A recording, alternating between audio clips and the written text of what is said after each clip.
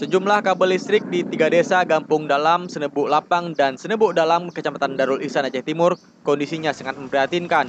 Kabel listrik terlihat bergantungan hanya beberapa sentimeter dari permukaan tanah. Warga berharap agar kondisi kabel listrik yang membahayakan ini segera ditindaklanjuti oleh pihak terkait agar tidak menimbulkan korban jiwa. Tidak adanya tiang di setiap rumah mengakibatkan sejumlah kabel digantung seadanya di pepohonan kayu atau bambu untuk penyangkut kabel.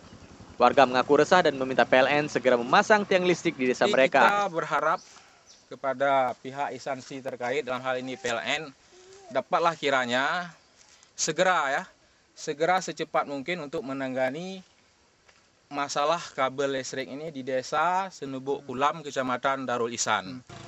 PLN Cabang Aceh Timur diharapkan dapat segera memasang tiang listrik di 3 desa di Kecamatan Darul Ihsan, Aceh Timur ini. Sebab warga khawatir kabel listrik yang terpasang sembarangan ini akan menimbulkan korban jiwa dan kebakaran rumah warga. Dari Aceh Timur, Said Maulana melaporkan untuk Aceh Video.